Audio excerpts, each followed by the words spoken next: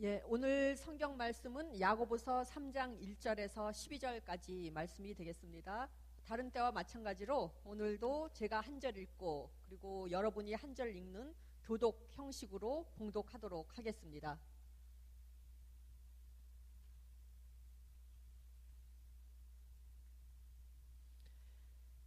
내 형제들아, 너희는 선생된 우리가 더 큰 심판을 받을 줄 알고 선생이 많이 되지 말라.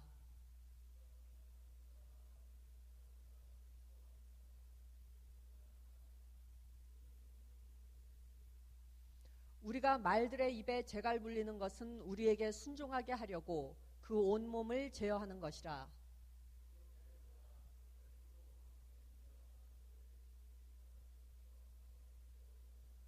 이와 같이 혀도 작은 지체로 돼 큰 것을 자랑하도다.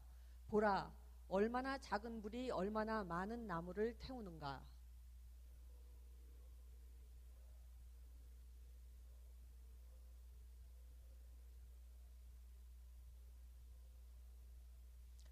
여러 종류의 짐승과 새와 벌레와 바다의 생물은 다 사람이 길들일 수 있고 길들여 왔거니와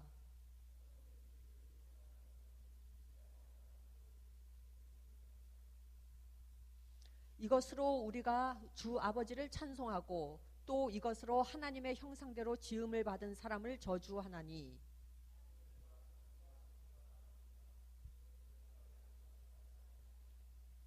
샘이 한 구멍으로 어찌 단물과 쓴물을 내겠느냐.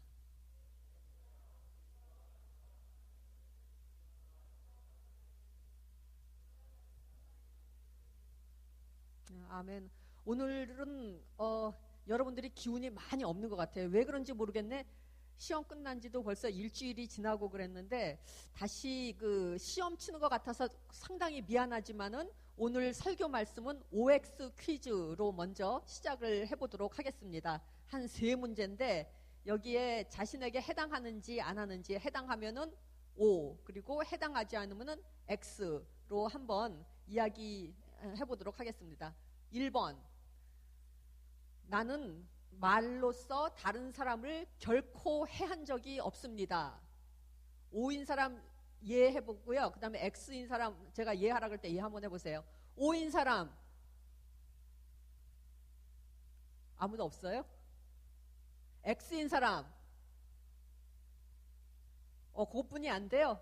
난 소리가 더 크게 나올 줄 알았는데 다시 나는 말로 다른 사람을 해한 적이 결코 없습니다. O인 사람, O. X인 사람, 예.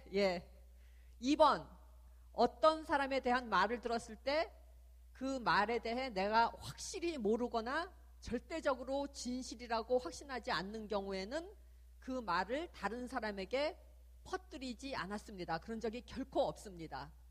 O인 사람, X인 사람 한번 손 들어보세요. 와, 아닌 사람도 있는 것 같네요. 예. 그 다음에 3번. 다른 사람들에 대해서 이러쿵 저러쿵 심심풀이로 말한 적이 한 번도 없습니다. O인 사람, 예. 아닌 사람, 예. 저희들 모두가 저를 비롯해서 이 3가지에서 O인 적이 저도 한 번도 없음을 제가 이 자리를 빌어서 고백을 합니다. 자, 그 다음에 2번째. 저거입니다. 제가 하는 말을 그냥 한번 따라서 해보세요. 감정을 담아서. 당신을 사랑합니다. 옆에 혹시 정말 사랑하는 사람이 앉아있으면 이 기회에 당신을 사랑합니다. 굉장히 수줍어하네요. 말을 못하는 것 같아요. 저기 남학생들끼리는 정말 수줍어서 말을 못하는 것 같은데. 그 다음에 이번에는 당신을 증오합니다. 그 말은 더 못하겠죠. 네. 자, 그러면은 이번에는 찬사하고 다른 사람들을 칭찬하고 그 사람을 찬사하고 찬양하고 그 사람에 대해서 감사하는 그런 사람이 있을 거예요. 머릿속에 찬사와 찬양과 감사라는 말이 머릿속에 떠오른다 그러면은 그 말과 함께 연상되는 사람이 있을 거예요. 그 사람이 누군지 한 사람씩 한번 머릿속으로 이렇게 생각을 떠올려 보시고 그 사람에 대해서 온갖 그동안 말로는 진짜 실제 생활에서는 말은 해보지 못했지만은 한번 이 기회를 드릴 테니까 말로써 그 찬양과 참사와 감사의 말을 그 사람에게 그냥 하지 못했던 말을 한번 다 이렇게 퍼부어 보세요. 제가 시간을 한 10초 정도 드리겠습니다. 준비됐죠? 다 사람 누군지 한 명인지 다 있죠? 한 명 정도. 아니면은 한 명 이상이어도 괜찮습니다. 그 사람을 아니면 사람들을 머릿속으로 한번 그려보세요. 있죠? 자, 그러면 이제부터 그 사람에 대해서 하고 싶은 그 감사의 말을 다 한번 해보세요. 준비, 시작.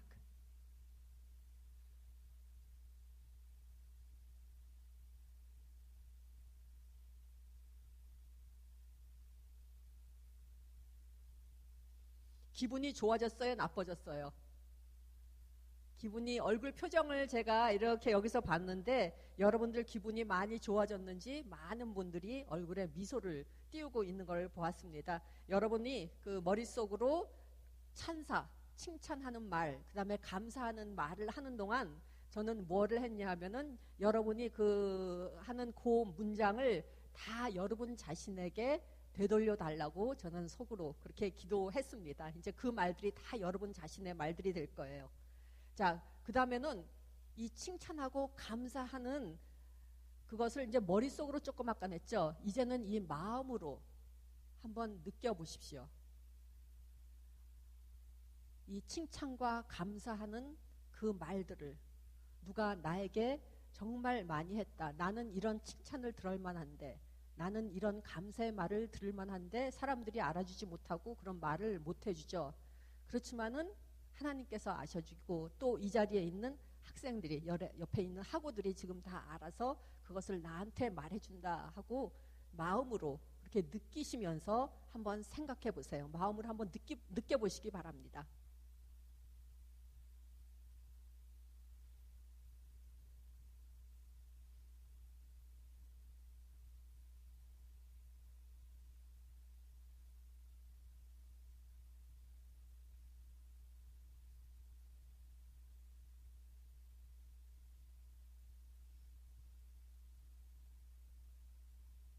자, 그만 듣습니다.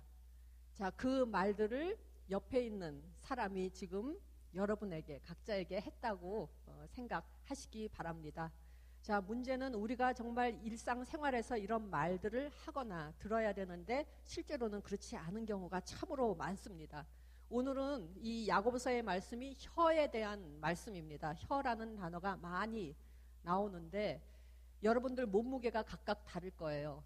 뭐 40kg 이하인 사람은 여기 없죠. 있나 모르겠네. 나는 내가 몸무게가 너무나 많이 나가가지고 40kg 이하는 사람 같지가 않아가지고 여러분 나이에 웃는 거 보니까 정말 있나 보네. 30kg대가 40kg에서 보통 남학생들 몸무게 많이 나가면은 몇 킬로 나가는지 잘 모르겠네. 한 70kg 나가나요? 80kg 나가나? 하여튼 40kg에서 80kg라고 그래요. 그보다 더 많이 나가는 학생이 있으면 참 미안하게 생각합니다. 근데 이 혀에 저희 몸무게가 있는데 예를 들어서 그 가운데 해가지고 60kg라 그러면은 60kg 몸무게예요. 그렇다면은 혀의 무게는 한 어느 정도나 될까? 1%나 될까요? 60kg 몸무게라면은 60kg의 1%는 얼마나 되죠? 600g입니다. 자, 혀의 무게가 600g이 될까요? 600g이면 고기 한 근보다도 더 되는 건데 그거보다 훨씬 안 되겠죠. 우리 혀의 몸무게는 우리 전체 몸무게의 0.1%도 안 됩니다.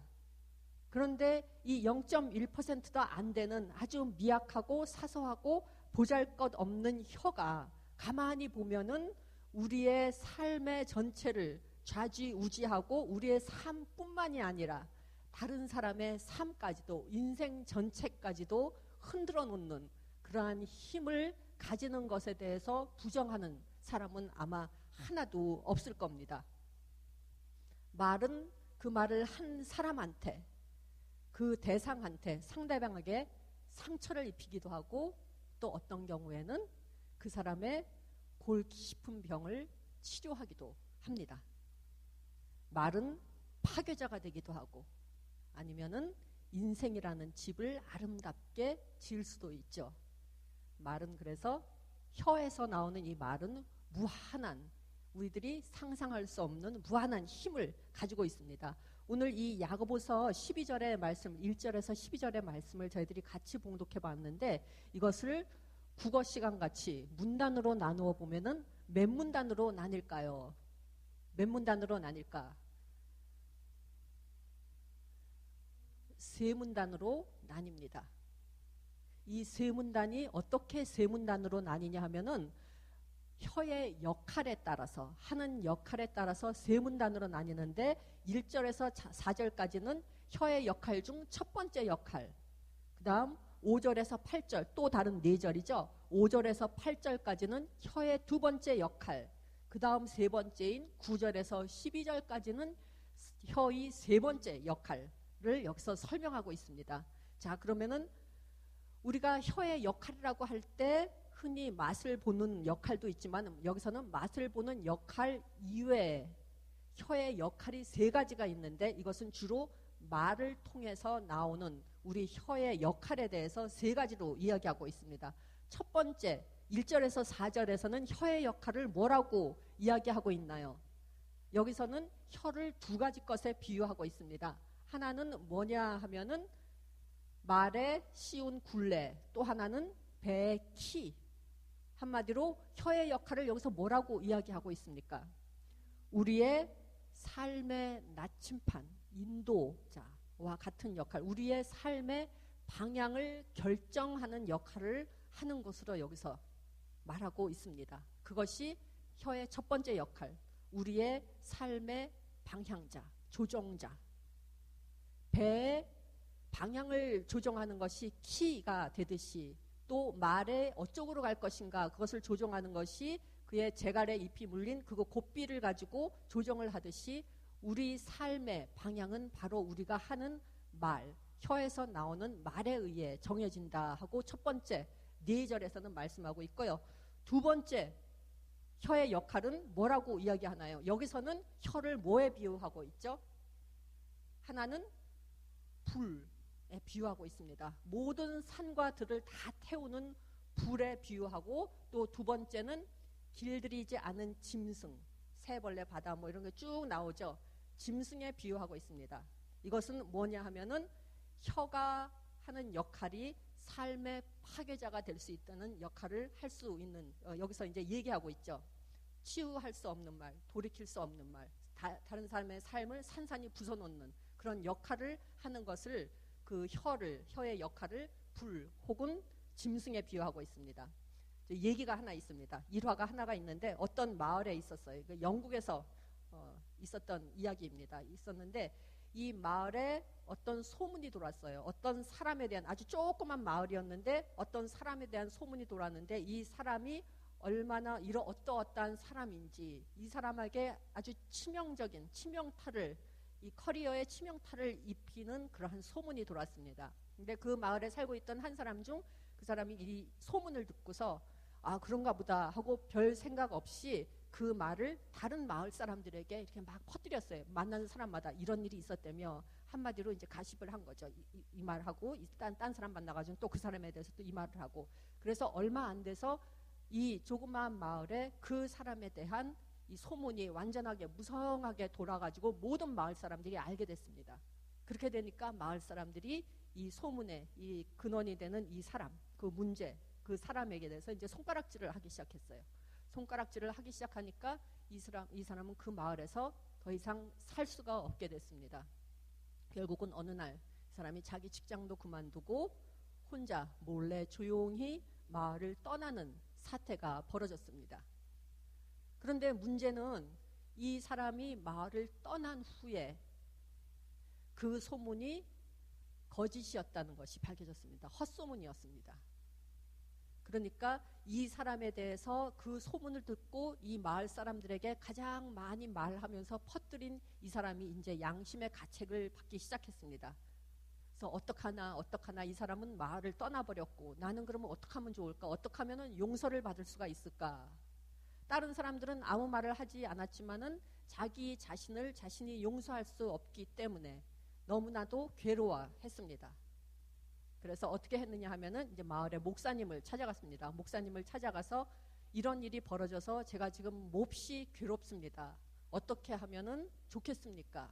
어떻게 하면 제 마음이 조금 편해질 수 있겠습니까? 이렇게 얘기를 하니까 목사님이 어떻게 얘기를 했냐 하면은 그 마을 그 깃털을, 오리 깃털 같은 거를 한 움큼 그 새 깃털을 모을 수 있는 대로 다 모아가지고 그것을 자루 안에 넣은 다음에 그 다음에 마을 집 한 집 한 집 한 집을 돌아다니면서 각 집의 문 앞에 깃털 하나씩을 놓고 다시 자기한테 오라고 했습니다. 그래서 이 사람이 목사님의 말씀대로 새 깃털, 보이는 깃털은 다 모아가지고 그 다음에 조용히 자기 뭐 하는지 들키면 안 되니까 조용히 그냥 집 대문마다 찾아다니면서 깃털 하나씩을 다 놓고 그 임무를 완수한 다음에 다시 목사님한테 왔습니다. 목사님한테 와서 목사님 말씀대로 다 했는데 그 다음에는 그러면 어떻게 하면 좋을까요? 그랬더니 목사님께서 다시 이제 그 지시를 내립니다. 그러면은 다 놓았으면은 이번에는 그 빈자루를 가지고 가서 대문 앞에 네가 놓은 그 깃털을 하나 다 모아가지고 오너라, 이렇게 얘기를 합니다.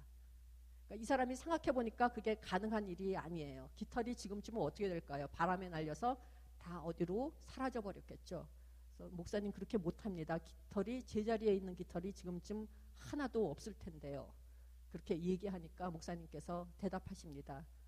너의 말도 그와 같다. 이미 네가 한번 내뱉은 말은 더 이상 돌이킬 수가 없다. 이 세상에 세 가지 돌이킬 수 없는 것, 다시 주워 담을 수 없는 것이 있는데 그 첫 번째가 그 화살을 떠난 그 활, 관역을 향해 떠난 활이고, 두 번째가 내뱉은 말이고, 세 번째가 놓쳐버린 기회이다.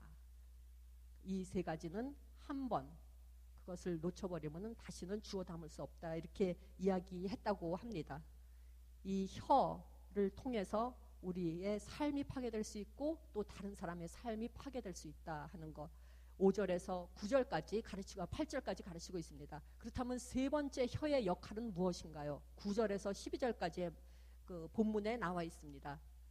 거기서는 샘, 나무를 혀에 비유하고 있죠. 우리의 기쁨이 되고 우리의 갈증을 축여주는 기쁨이 되는 샘, 그리고 우리의 그늘이 되어줄 때, 우리가 더위에 지쳤을 때 우리의 그늘을 제공해주는 이 나무, 그리고 맛있는 열매를 많이 맺는 나무의 혀를 비유했습니다. 한마디로 우리의 기쁨이 되는 것이 바로 혀다. 이 혀의 역할이 그래서 참 다양합니다. 우리가 칭찬과 감사하는 말을 들었을 때 그게 우리의 기쁨이 됩니다.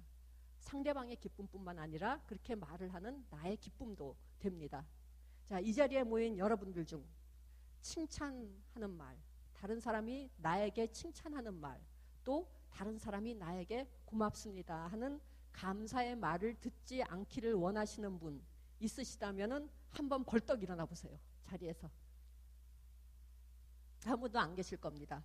자, 그렇다면은 우리가 다 여기서 원주 캠퍼스에서 공부하고 있는데 이 캠퍼스에서 공부하고 있는 학생들, 교수님들, 직원들, 모든 분들 중에 칭찬의 말과 감사의 말을 듣기를 원하지 않는 사람이 한 사람이라도 있다고, 그런 사람이 혹시 그런 사람을 알고 있다고 생각되시는 분은 손을 들어서 알려주시기 바랍니다. 혹시 있습니까? 아니면 더 크게 원주시에서 그러한 것을, 칭찬과 감사를 원하지 않는 사람이 있나? 아니면 강원도에서, 아니면 우리 이 전체 남한에서, 한국에서, 아시아에서, 그리고 세계 전체에서 칭찬과 감사의 말을 원하지 않는 사람이 있을까요? 우리가 그 사람이 정상적인 사람이라면, 우리 모두가 정상적인 사람이라면 모두 칭찬하는 말, 감사하는 말을 듣고 싶습니다. 그건 저도 마찬가지입니다. 여러분도 마찬가지일 것입니다. 자, 그렇다면은 왜 이상합니다. 왜 우리들은 이렇게 칭찬하는 말, 감사하는 말을 듣고 싶어 할까? 왜 그렇게 칭찬하는 말, 너 참 잘했어, 너 그렇게 해줬지, 참 고마워, 왜 그런 말을 들으면은 기분이 좋아질까요?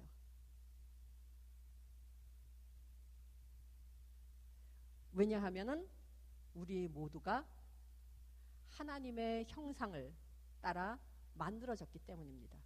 다른 말로 한다면은 하나님께서 그것을 좋아하시기 때문입니다.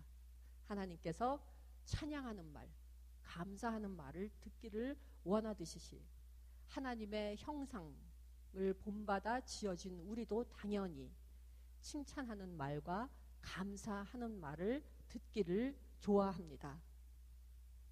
하나님께서는 이러한 칭찬과 감사의 말을 단지 머릿속으로만 생각하라고 우리의 혀를 주신 게 아니라 우리의 혀를 지으신 목적은 머릿속으로 생각한 것, 가슴으로 느낀 것을 말로 표현하라고 우리에게 혀를 만들어 주셨습니다. 자, 오늘 이 예배 끝난 다음에 여러분 오늘 하루가 몇 시간 남았는데요. 그 남은 시간 동안에 꼭 옆에 사람 찾아가서 아니면은 누구 그런 말을 들어야 할 사람 찾아가서 칭찬하는 말, 잘했어라는 말 한마디, 그리고 고마워라는 말 한마디 하시기 바랍니다. 그러면은 그 말을 듣는 사람 그리고 여러분 모두 기분이 좋은 그러한 하루가 될 겁니다.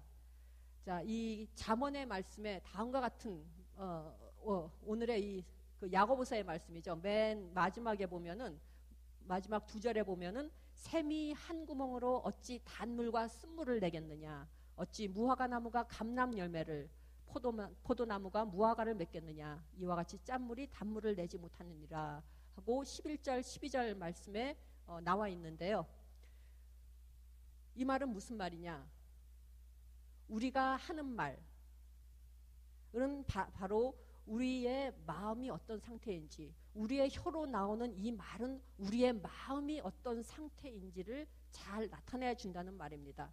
그 나무가 어떤 나무냐에 따라서 맺는 과실도 각각 다르듯이 우리의 마음의 상태가 혀로 전달이 되고 이 혀 끝에서 나오는 말은 우리의 마음의 상태가 건강한지 안 건강한지를 그대로 잘 드러내 준다고 하는 말을 여기서 하고 있는데요. 우리가 흔히 뭐라고 합니까? 눈은 마음의 창이다. 그래서 그 사람, 상대방의 마음을 가장 잘 알 수 있는 부분은 어디라 그럽니까?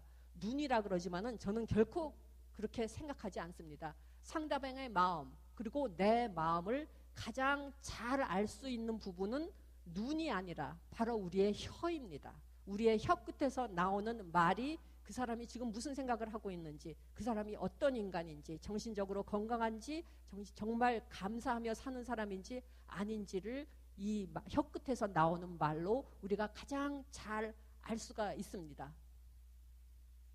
마음의 건강 상태, 우리가 어떤 생각을 하는지 가장 잘 알 수 있는 이 혀, 그래서 혀는 사람의 마음의 계시자라고 저는 생각합니다. 눈이 마음의 창이라고 사람들이 말하지만 저는 혀야말로 사람 마음의 계시자이다. 그대로 있는 그대로 보여주는 계시자라고 저는 생각합니다.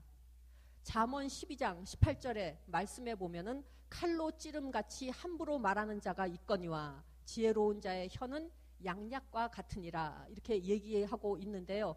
또 오늘 야고보서의 말씀에도 보면은 길들지 않은 짐승에 대해서 이야기하고 있습니다. 파괴하는 역할을 하는 혀. 그런데 이 길들지 않은 야생동물이 있는데 야생동물의 상태일 때는 인간에게 어떻게 하나요? 여러 가지 해를 끼칩니다. 들어와서 막 울타리를 부수고 온갖 음식을 다 먹고 또 가축들까지도 다 죽이고 잡아먹고, 그리고 사람이 사는 집에도 막 들어오려고 그러고 길가에 가면은 막 공격하기도 하고 습격하기도 합니다. 그게 바로 야생동물, 사람들에게 정말 크나큰 해악을 끼치는 동물이 이 야생동물들인데, 이 길들지 않는 야생동물이 일단 길들여지면, 제어가 되면은 어떻게 되냐 하면은 이 야생동물은 이제 야생동물이라고 불려지지 않고 이 길들여졌을 때 이것은 가축이라고 불려집니다. 가축이 하는 일은 무언가요? 말 같은 경우는 사람들의 교통수단이 되어주고, 소 같은 경우는 사람들의 농사하는 일, 노동을 도와주는 친구가 되기도 하고 도우미가 됩니다. 또 불도 마찬가지입니다. 불이 제어가 되지 않을 때 이것은 산불이 되고 들불이 돼서 엄청난 피해를 내지만은 이 불이 일단 제어가 됐을 때 불이 하는 역할은 무엇이냐 하면은 어둡던 곳을 밝혀주고 또 전기가 없는 곳에 동력을 공급해주는 우리의 동력의 원천이 됩니다. 화력을 얻게 됩니다. 그렇다면은 혀는 어떨까요? 이게 혀가 제어가 되지 않는다면은 이것은 마치 길들여지지 않는 야생동물 그리고 제어되지 않는 불과 같은 역할을 할 것입니다. 삶을 파괴하는 역할을 하지만 이것이 만약 제어가 된다면 이 제어된 혀는 쓰러진 사람을 다시 일으켜 세워주고 상심한 사람에게 치유를 해주고 또 여러 가지 어려움의 공경에 처한 사람들을 다시 격려하고 다시 일으켜 세우는 이러한 힘을 발휘하게 됩니다. 그래서 잠언 18장 21절에 보면은 죽고 사는 것이 혀의 힘에 달렸나니 혀를 쓰기 좋아하는 자는 혀의 열매를 먹으리라 이렇게 얘기합니다. 그런데 문제는 이 짐승이나 이 불은 우리 인간들의 힘으로 얼마든지 제어가 가능한데 혀는 우리 마음대로 제어할 수가 없습니다. 혀를 제어한다는 것이 얼마나 중요하고 우리 인생에서 얼마나 좋은 것들을 보장하는지를 잘 알고 있지만 우리 마음대로 할 수가 없습니다. 여기서 필요한 것이 바로 하나님의 도움입니다. 성령의 도움입니다. 오늘 기도하실 때 무슨 기도를 하시냐 하면은 하나님 저에게 도움 주세요. 어떤 도움이냐 하면은 제가 저의 혀를 제어할 수 있는 그러한 능력을 조금 주세요 하고 한번 기도해 보시기 바랍니다. 그리고 무슨 말을 하기 전 이 예배 끝난 다음 무슨 말을 상대방에게 어떤 친구에게 얘기할 때 아니면 다른 사람에게 얘기할 때 다음에 5가지를 꼭 기억하시기 바랍니다. 첫째, 내가 하는 말이 진실인가? 둘째, 내가 지금 꼭 필요한 말을 하고 있는가? 셋째, 내가 하는 말이 유익한 말인가? 넷째, 내가 다른 사람에 대해 이야기할 때 그 사람에 대해 얘기하는 것을 내가 허락을 받고 하는 것인가? 다섯째, 내가 이 말을 할 때 내 동기가 순수한가? 여기에 대해서 한번 생각해 보시기 바랍니다. 우리들이 비난주의 말, 불평하는 말, 상대방을 헐뜯는 말을 하면은 우리의 마음도 별로 그렇게 편하지가 않습니다. 상대방을 비난하는 말을 앞으로는 칭찬하는 말로, 불평하는 말은 감사의 말로, 그리고 저주하는 말은 격려의 말로, 그리고 혹시 욕설을 하게 된다면 그 말을 아름다운 찬양의 말로 바꾸시는 저와 여러분이 되시기 바라고요. 그리고 여러분이 혹시 아직은 결혼하지 않으셨지만은 앞으로 이제 거의 대부분이 결혼을 하실 텐데요.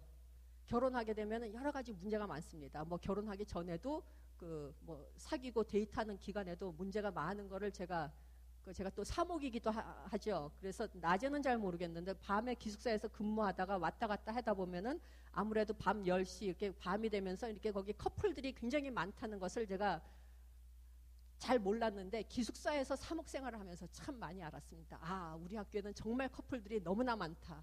이 기숙사 앞 그리고 기숙사 안에도 웬 커플들이 이렇게 많은지 밤만 되면 그것도 10시 제 퇴근 시간이 제가 가끔가다 11시, 12시에 퇴근할 때가 되는데 그 밤이 깊어지면 깊어질수록 더 나타나는 이제 커플들의 수도 많아지더라고요.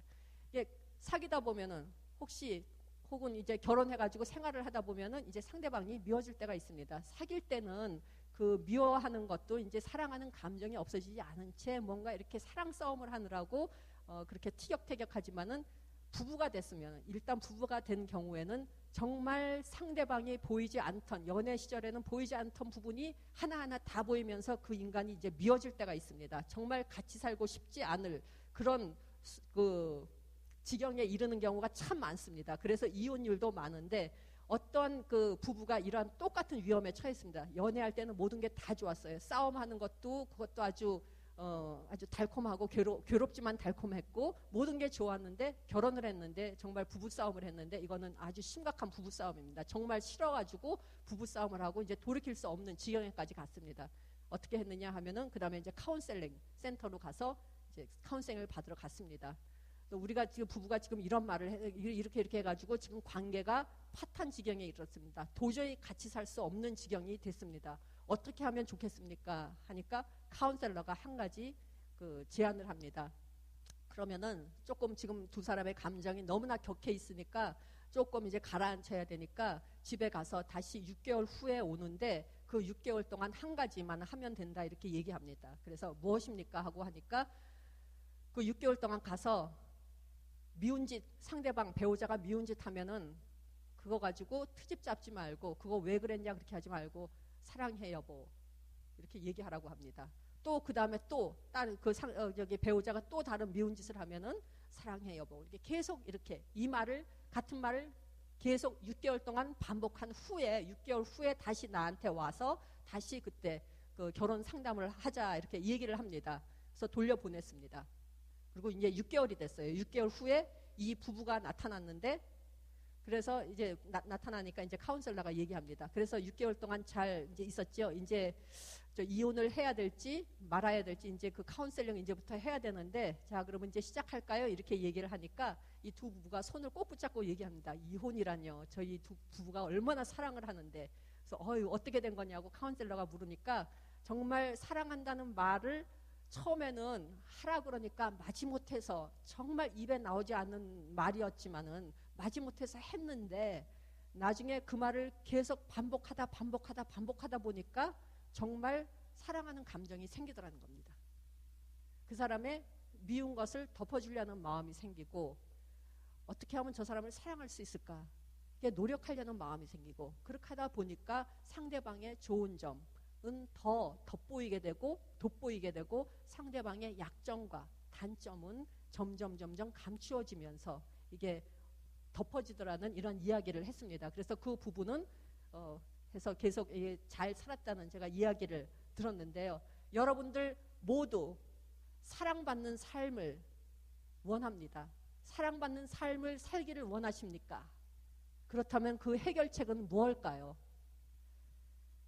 사랑합니다라는 말을 자주 하시기 바랍니다. 그 상대방이 어떤 사람이건.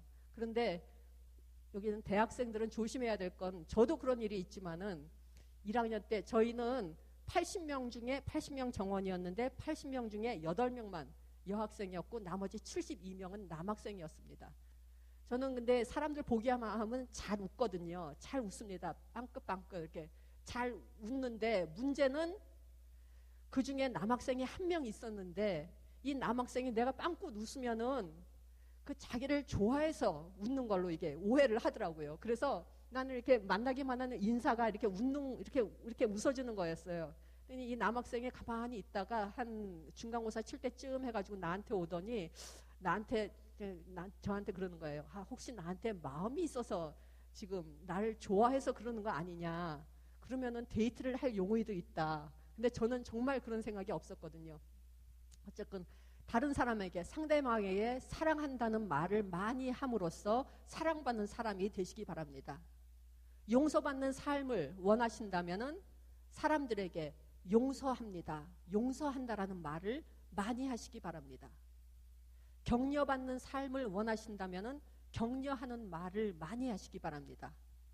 칭찬받는 삶을 원하시면은 다른 사람들을 칭찬하는 말을 많이 하시기 바랍니다. 또 존경받는 삶을 원하시면 다른 사람들에게 존경한다라는 말을 많이 하시는 그런 삶을 사시기 바랍니다. 자, 창세기 1장 1절에 보면은 하나님께서는 세계를 어떻게 창조하셨습니까? 기적을 막 일으켜서 창조하셨습니까? 아니면은 뭐로 창조하셨습니까? 말로 창조하셨습니다. 하나님께서는 세계를 말로 창조하셨습니다. 그렇다면은 우리들은 우리의 세계를 무엇으로 창조하는 것일까요?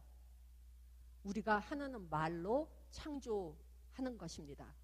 세계가 말로서 하나님의 주님의 말로서 창조되듯이 우리들의 세계는 우리들이 하는 말로서 창조가 될 것입니다. 칭찬, 격려, 감사의 말을 통해서 나의 삶 그리고 다른 사람의 삶이라는 집을 짓는 삶을 사시기 바랍니다.